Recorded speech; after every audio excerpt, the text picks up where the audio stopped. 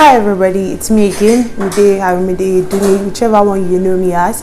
So today I'm going to be showing you guys my go-to recipe for when I'm broke. So this is kind of like a get to know me. I'm sharing this because, you know, it's an intimate thing for me, because like a very personal thing.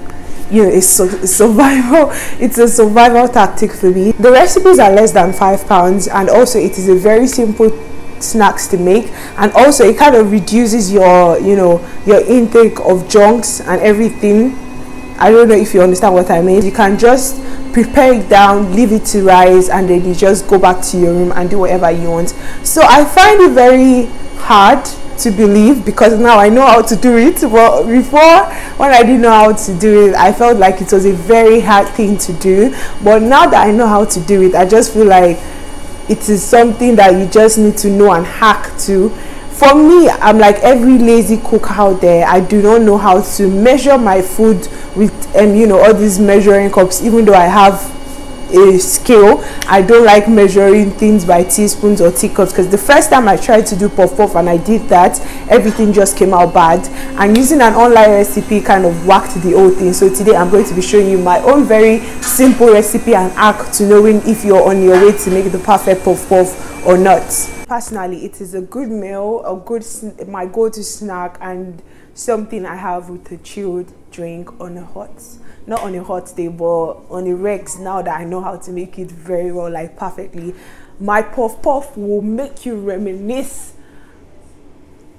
back to the old days where you used to buy puff puff on your way to school in Nigeria. Trust me. So this is my go-to recipe, and I hope you enjoy it. Thank you very much. And let me just add, I hate cooking. I do not like cooking, but now that I can make puff puff, I am obsessed. For the recipe, there are 3 major ingredients, which is plain flour, granulated sugar, and fast action yeast. So I've made mistakes with all of this. For the fast action yeast, I did a mistake of doing one stupid recipe I saw online, which didn't work out. For the sugar is sugar, and granulated plain sugar. I don't know if anybody uses brown sugar or anything else. And for the plain flour, I didn't have plain flour one day, and I decided to use self-rising flour, and the result was just bad for me. Although the people that ate it enjoyed it, for me it didn't give me that bouncy puff puff that I liked. It formed a kind of buns texture, which I didn't like at all. So I'm never using self-rising flour. And if you truly want the perfect puff puff, I do not advise you use self-rising flour.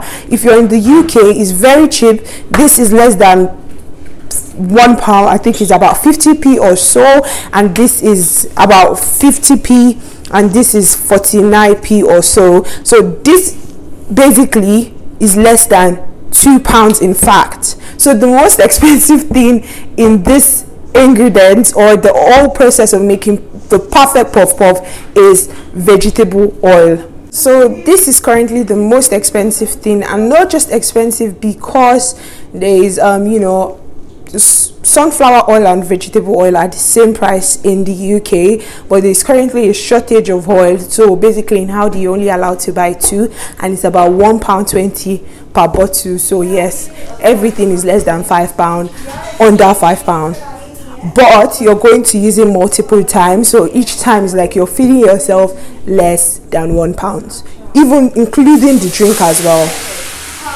Okay, so the main reason why I like this recipe, other than it being very simple, is the fact that it tastes exactly the same. This is like the one thing under £5 that if you have some of the ingredients at home, like the vegetable oil, so we say under £3, that you can afford, that tastes exactly like home, how they make it at home, how it is done at home. And that's why I love it. So I made sure I bought, because the flour from Aldi is way cheaper, I made sure I bought 3 bags, because in other places it's £1 and it's not even as big as the one at Aldi. So I made sure I bought 3 bags, so in case, because Aldi is very fine, it's not every time you end up going to Aldi. So I just pour, you get a big bowl, sorry for not saying that, and then you just pour to your ancestors. Tell you to stop. Okay, that's too much, that was too much, because I'm not frying so much today, but that's enough. And then for the sugar, I just realized that having too much sugar is like weird. No matter how much sugar you put in, it will catch pop-off, but if you put too much, the pop-off will not rise. So basically, I'll just put enough to my ancestors. To my ancestors say I should stop, and again I just put it, then turn it together, because I want to taste I just want to taste how much effect the sugar has. So all you want to do is to make sure that the sugar, you can just taste sugar in the flour. It's not that you want to taste only sugar to show how extremely sweet the pop-off is going to be, because pop-off will be sweet either way. So if you're tasting too much sugar and you continue doing it, your pop-off will not rise. So now you take your yeast. For most people, I advise that you buy your yeast from Howdy, simply because I don't know, there's just not all the stores sell powdered yeast for some reason, aside the corner stores, so you kind of have to just buy it once you're there. If you're just at Howdy, just buy your yeast once and for all. And also there are 2 recipes for doing puff puff, and one is mixing the yeast with the water, and trust me, that recipe is horrible for a first timer or second timer. What I like doing is I just pour the yeast in, make sure it's like on every, I just want to make sure I'm seeing yeast almost everywhere basically, and I just want to pour it in, and that's enough for me. Then I mix it myself with my hands, and if I want more, I simply pour more. But you can use each bag twice, so know what you are doing. Don't over yeast your puff puff, because too much yeast too will make it go bad. Something you can use this double sachet 4 times, and you can use 1 sachet twice. So this basically is everything, and now it's time for the very, very tough part, getting the hot water right. So a big throwback to the first mistake I made. Making the water too hot will ruin the texture, ruin everything. You just want the water just the amount of warm that you'll be able to pour on your own body if you were having your bath.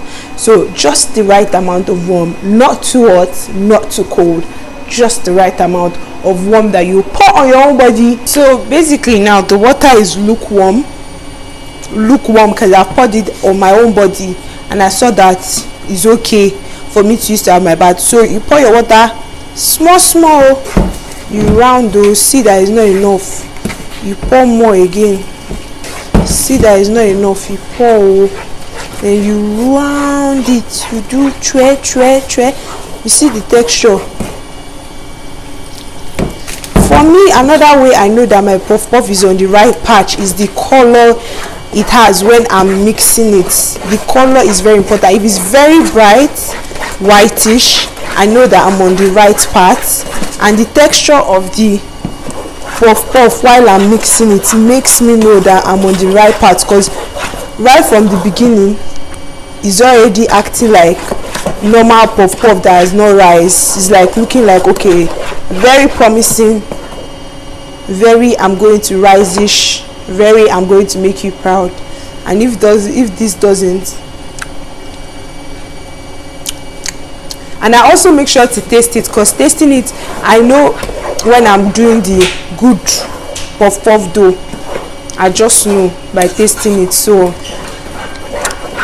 it just tastes like puff puff. It just tastes like already ready puff puff when you taste it. And when you're doing a bad batch, you will know, because it won't taste like it. So yeah, I'm having a feeling that maybe my water is too much here, but I'll be hopeful and just stir it together. Do this. I'm having a feeling this will not swell, but fingers crossed. It's not every time that you get the perfect dough.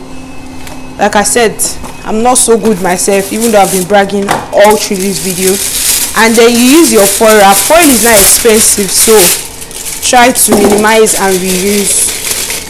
So you do your foil for the top, and you put it in a warm place. Warm for me is putting it in the oven.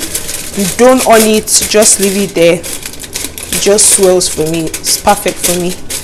So depending on your version of warm, tell me in the comment section. So clearly now the puff puff has risen and it's time to fry. So as you can see, this oil is not hot enough, but because I want to go and just taste my puff puff and go and sleep, I'm going to do an experiment for you guys of putting the puff puff in the fire when it's not hot. Can you see how the puff puff look? Normally if the this thing was hot enough, it will go down, then float back up itself and be rolling. Okay, so my neighbor came at this point to help me and asked, what is this? And I told her that's puff puff. And she said, wait for the oil to be hotter. So I carried my tin away. So I hope I've given you a perfect example of what not to do with your oil. Make sure it's hot enough and make sure you're using a deep frying pan. Clearly, it goes without saying that I'm a very messy cook and I'm no CCME, but hey, I make a very good batch of puff puff.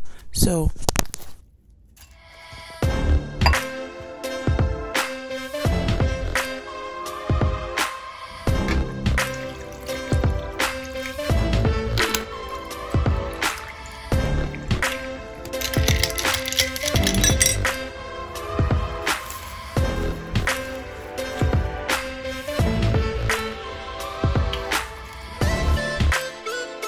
is